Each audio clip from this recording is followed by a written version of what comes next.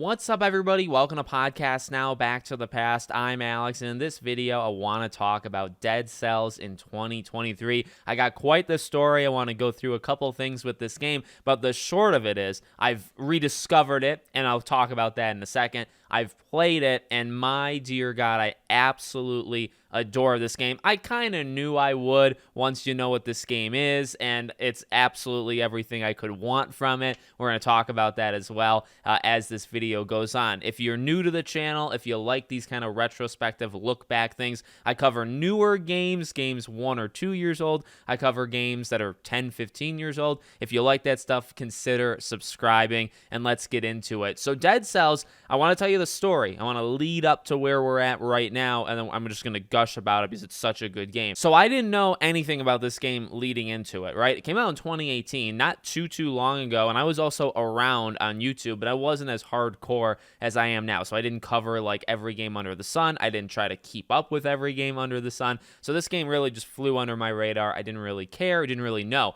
The reason I knew about this game, period, and the most I knew about this game was actually from the IGN debacle, which I was considering making its own video. I want to throw it in here because I think it's just such an interesting thing. This was the game that the IGN reviewer, right, stole from the YouTube channel. I forget some of the more exterior details, but this is where like everything kind of fell apart for IGN and that specific reviewer, where he had been like plagiarizing reviews for months, if not years. He flat out stole the review for Dead Cells. IGN had to, retract the review. They redid the review. They fired this guy. All of this stuff happened, and that's how I knew about it. I've always been tough, or at least in the past maybe 5, 6, 7 years, been pretty tough on gaming journalists, and I think they deserve to have people go tough on them because they're not very good. And this was just another example where it's like these people, we always kind of question, do the IGNs of the world actually review games, like play through them all the way, right, to then review it? What do they actually do with these things? Do you get people that aren't into the games in the first place that then have to review it? How does it work? Well, sometimes you have people that just flat out steal reviews from other people. So you have that kind of situation going on, and that's how I knew about this game. So the actual footage of what the game actually was, I saw maybe 2-3 minutes. I saw summaries, very short summaries, or kind of, I would click on articles that would talk about, IGN stealing a review. I would see that. That's how I knew about Dead Cells, is this was the game that kind of exposed IGN, at least one specific reviewer, that this guy just copies other people's things and runs with it. So that's what I knew about the game. And fast forward, that's it. That's it. I haven't kept up with this game at all. However, once you get into maybe last year, 2 years ago, you start to get into the point where modern day Alex, he keeps up with a lot of stuff, right? I know a lot about games. I try to keep up with as many games as possible. So you always hear about how good Dead Cells is, right? I think it won Game of the Years back then. Not every Game of the Year, but it won some of them. And it's just a widely kind of accepted game that's just extremely good, right? People just kind of agree, yeah, this is a good one. This is a really, really good one. It's a 10 out of 10 kind of game. Okay, so I've known about that. So it's been a little dead, and I was going through I think it was PlayStation. I was going through the PlayStation Plus, and this game is actually on there. It's just on PlayStation Plus. PlayStation Plus and Game Pass, really, you can find dozens upon dozens or hundreds of games with the two combined that you don't even have to pay for. Obviously, you're paying monthly or yearly or whatever, that you can just sink your teeth into. So I found Dead Cells, and I said, hey, this is the game, this is the game that the guy stole the review from. I've always heard such great things about it. It's a dead time in gaming. I found it on PlayStation Plus. I said, you know what? Let's try it. I am generally a fan of these games, although I don't, by these games, I mean like the Metroidvania kind of things. I like it. Well, firstly, I like Metroid. I like Castlevania. I'm not diehard into either of them. And then I dabble here and there into games that are somewhat similar. I don't know how much you want to consider Hades, but this game does remind me a lot of Hades. I adore Hades. Is one of my favorite games of all time. I jumped into that game years and years later. Maybe I can make a video on that, and that game is spectacular. I'm actually really good at Hades. I just want to throw that out there. So going into Dead Cells, I was like, let's do it. Played it quite a bit over the last, say, week or so, and I absolutely love it. So let's talk about the game itself. And what I want to start with is kind of what makes these games good, right? What makes a Metroidvania kind of game? What makes it a good game? Well, I think it has to do a couple things, not necessarily in order, but art. How it looks, okay? It needs to be visually appealing. The enemies have to look good. The environment has to look good. It needs to just have that visual flair to it. And I think this game does it. It's not like the most special of all time. I think it perfectly captures what it's trying to do, and it's not boring to look at. It's engaging. It looks cool. You know what I mean? It's got all like the signature things you'd want in a game that's kind of flashy and stands out. Perfect, okay? Audio, you need kind of like a reoccurring loop. You need some sort of like 8-bit kind of thing, and this game has it. This game has an incredible kind of background soundtrack that just is on loop. That depends on the different stages or whatever, and it's incredible, okay? So those are kind of background things that kind of just keep you in, right? If the entire game is like dead silent,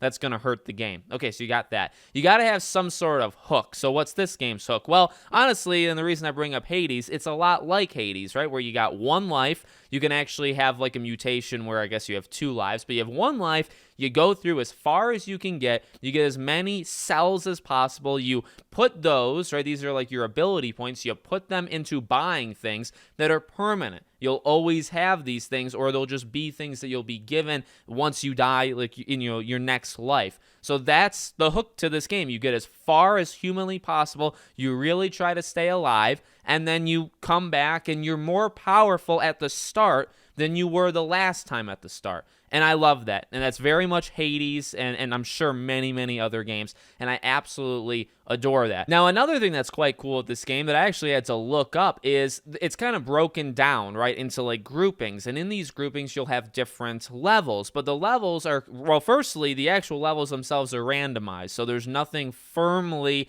like, yes, I guess you are going to see similar things in each one, or it's going to be roughly the same each time you play that one specific level. But the level itself, its actual like architecture and how you're moving around and where things are placed, it randomizes itself. The engine does that. So I love that. You know, it's a little bit of, you know what to expect, but it's going to be just a tad different. You're going to maybe face a different enemy here, or there's going to be, you know, something to kind of go down in one area, whereas maybe you would go up in another, whatever it may be. It keeps things a little bit fresh. Also, the levels themselves, you have a couple different ones to choose from. You're not necessarily doing the same levels in like a grouping each time after you die. It's going to be a little bit different. And so it's not that long of a game, but because of all this randomness that they build into the patterns that you go through these levels or the levels themselves, because of that, it spices things up. It always makes it seem a little bit different. And then one of the final things, of course, you need for a game like this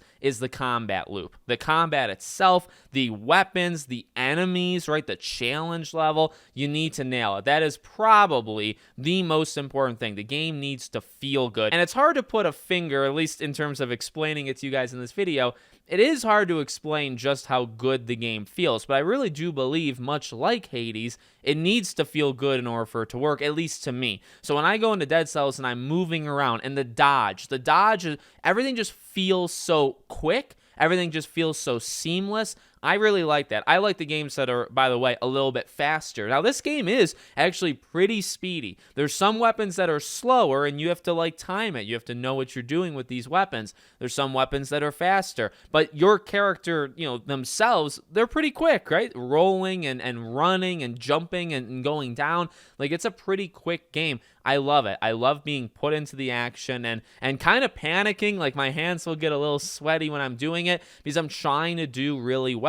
I'll tell you a story. My very first, and this is no joke, my very first playthrough, I got through, and I was trying to think, because I still to this point actually haven't beaten the game, but I've looked up like the levels and how they're, you know, again, like the stages of levels are kind of organized. My first playthrough, it just kind of clicked. You know, and I don't know how often this happens. Maybe you die, you know, within the first little while on your first playthrough because you're kind of getting used to it. I made it through, because again, I looked it up. I made it through about 50 to 60% of the entire game in my first run. Like, I'd say probably it was more than 50. I think it was probably 60 or more percent. Made it through, and I died. And I was like, oh my God, what a great run. But the thing with this game, and the thing that makes these games special, I talked about earlier, is a loop. Another thing, because like a byproduct of the look, of the sound, of the feel, of how fun it is, of how challenging it is, a byproduct of that is when you die, do you immediately want to go back in? And I think a good game in this genre, you would say yes, right? If you die and you say, nope, I'm done.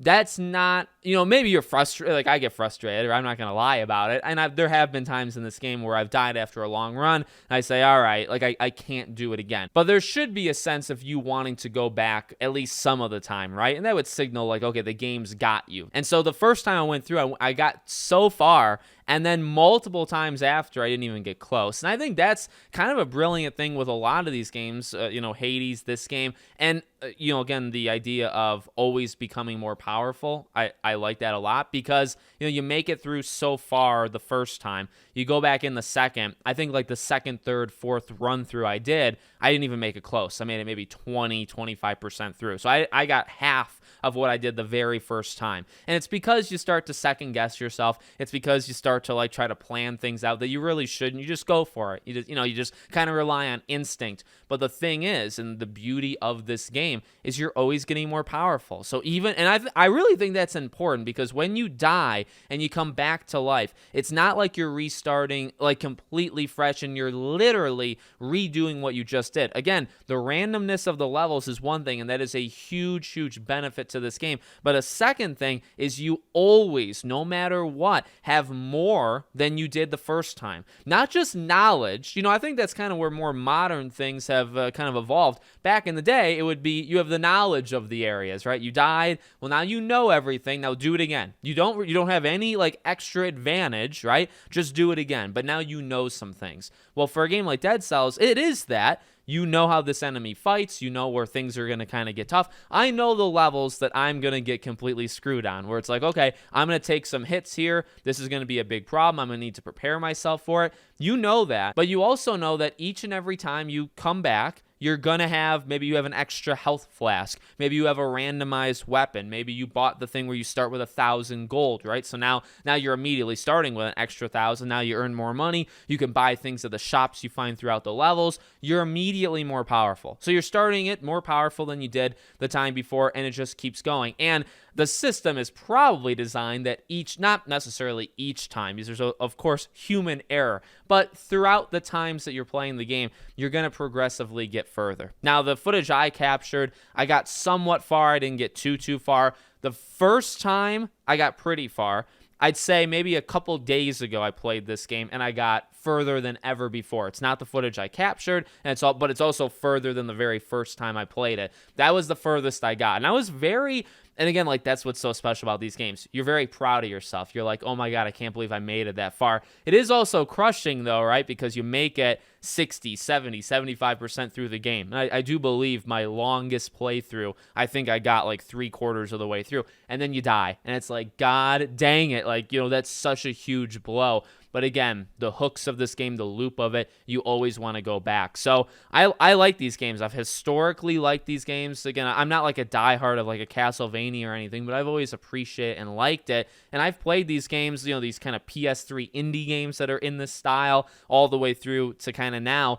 I'm really sad, and that's a big part of this video that I have kind of touched upon without actually saying it. This is a Game of the Year contender. This is a phenomenal, like I am disgusted with myself that a game this good, and I know I keep bringing up Hades, but I feel the same way. These games are so good. Like I think I like Hades more. I think aesthetically, like how it looks, the story. There is a story in Dead Cells, to be honest. I don't really care. I read all the text boxes and stuff, but I don't know. I'm not really into it. Hades, I think, has the story. It has the characters. I mean, I'm more into that kind of Greek, that kind of stuff. So all of that, I guess, is working in Hades' favor. But Hades is very much in the same boat where this game came out, and this I really don't have an excuse for because I heard about this game. And, this game I think was like an alpha kind of thing. You could play it early, and then it came out, and I knew that it won the Game of the Year awards. Like I think it won the Game Awards Game of the Year. It won something big where I remember seeing it.